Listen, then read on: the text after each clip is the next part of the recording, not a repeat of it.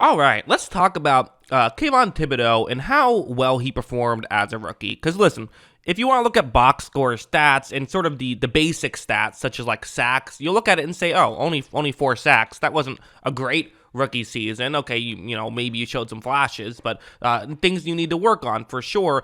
I thought he had a really good rookie season. I think that, you know, it's why you look at something like pressures, which even the pressures weren't overly high, but it's why you watch tape and also look at stuff like PFF grades, which were very impressive, and his tape, which is what we're going to go over today, I thought was very impressive. And let's talk about what he was able to do, because for one thing, he was still able to get some sacks in key moments. Like something like this is going to kind of almost be like a hustle play more than anything, where watch what's going to happen right when this play begins. Okay, so you see how Thibodeaux is going to engage in the contact right here, and this is pretty good hand placement by the Baltimore tackle. And the reality is, when you're going up against a right tackle, a lot of times that right arm of that tackle is going to be so important, because if he can get it, you know, far enough over to the left side of your body as an edge rusher, usually you're going to be in pretty good shape. And as of right now, Thibodeaux is not looking great, but what's he going to do? Well, he's just going to simply disengage and get over. Watch as he does that, and again, it's kind of a very similar thing, but a couple of things are in his benefit at this point. One, he's a little bit further over now, right? And two, Lamar's holding on to the ball for a little bit longer. Nothing is open right now, and this is where, coverage and pass rush blends together and works together. Everyone always views it as, well, the offensive line has to give you enough time as a quarterback to throw the football, but it also works the other way around. The receivers have to get open quick enough that the offensive line doesn't have to block for 3 seconds, which they're going to have to block for a little bit longer on this play, and are going to be unable to do so. Thibodeaux essentially just does the same thing again. At that point, there's no more real estate, and he's able to get to Lamar Jackson, and they actually recover the football. That was kind of a game-clinching sack on that one, and a great one from Thibodeaux, and that's just a high hustle play, and you definitely saw him be able to pull off stuff like that relatively consistently, I thought, in his first season. So, hey, however you get to the quarterback, getting to the quarterback is getting to the quarterback, and he was able to make some nice plays. Like, something like this is another one where, he really showed up when he had to against Washington, right? They won 1.5 of the 2 games against Washington, because there was the tie, obviously,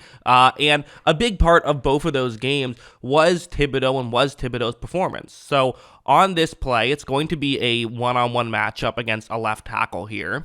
And again, I'm going to pause it at a certain point right here. You see that, again, the hand placement is kind of over there. The left arm is relatively over there. But this is where the athleticism of Thibodeaux comes into play, right? Because you think about the 3 edge rushers that were drafted with the top 5 picks in that draft class. You have Hutchinson, who, very underrated athlete, but kind of known for being a technician. That's how he gets most of his wins.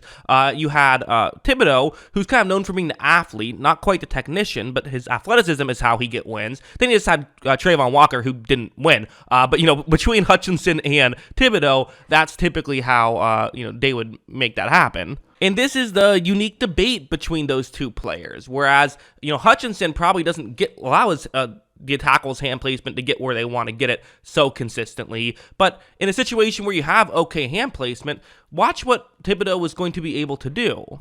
Watch it basically just overpowers off the edge and is still able to get over and get a quarterback hit on that play, despite the fact that, it didn't look like the tackle was in a terrible situation from the jump right there, but you can't be in an okay situation against Thibodeaux. You have to be in a great situation because he is so strong and he is so quick, and this is why there were some Khalil Mack comparisons, which, again, comparing anyone to Khalil Mack who hasn't played in the NFL yet or now has played 1 season is totally unfair to do, obviously, but, you can see why those comparisons happened. Let's also talk about the running game, something that never gets talked about with edge rushers, but is so important and could be argued is just as important as the pass rush game, is being able to help stop the run, and I thought Thibodeaux did a very good job of that as well. So it's going to be a tight end who is one-on-one blocking Thibodeaux, so okay, the run's not coming in your direction, but it kind of is, and if you can find a way to impact the play, Obviously, you want to be able to do that. Watch how, when this play begins, again, the run play was supposed to go sort of up the middle, but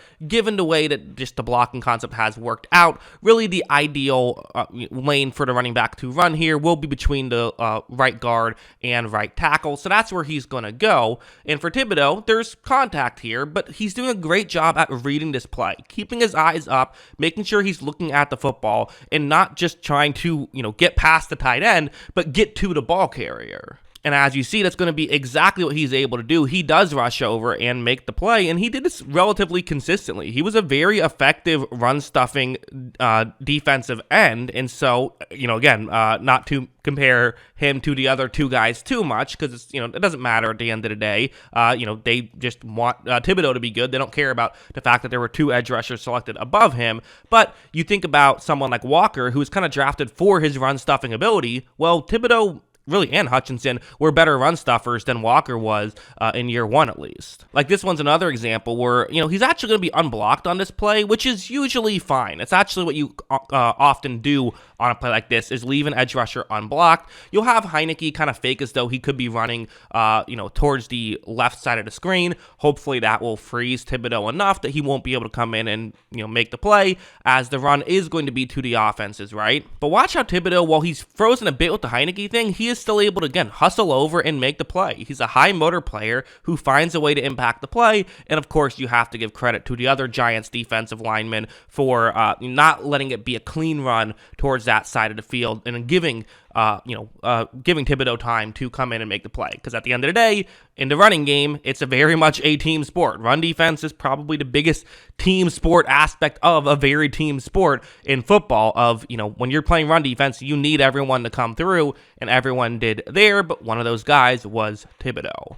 You also have something like this where, I want to talk about just his ability to still come in and make plays. And I should talk about his technique a little bit as well, because I kind of talked about, he mostly wins through athleticism. And that's true. That is how he mostly wins. That is where he had most of his success. But that's not to say he couldn't use his hands at all at the NFL level. No, he absolutely can. And this is going to be an example of it. Right when this play begins, it's really his Thibodeaux's right hand here is coming through, where he has it on the tackle. It's really left shoulder pad. He got it very close and is in position now where he can try to push the tackle towards the inside and get to the outside that way.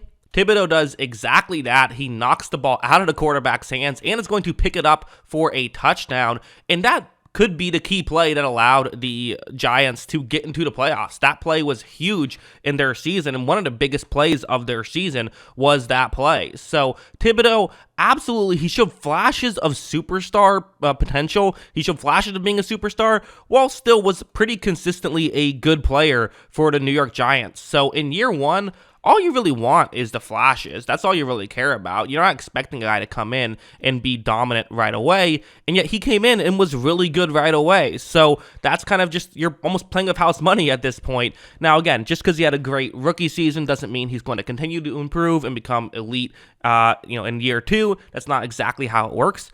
But I'm not saying he's not going to do that either, right? There's very much a very real possibility that Thibodeaux could turn into, an elite player. I don't think it's crazy to say whatsoever, and the best indication of future success is past success, and in my opinion, he has the past success. Don't let the just sack totals fool you. I think the tape was fantastic, and I think that he showed a lot of what he can do very well, and if I was a Giants fan, I'd be very excited about what that stuff is and about what his tape was. But yeah, those are my thoughts on Thibodeaux. What are yours? Let me know in the comments below. What are your thoughts on his rookie season? Always love hearing from you, and of course, as always, thanks for watching.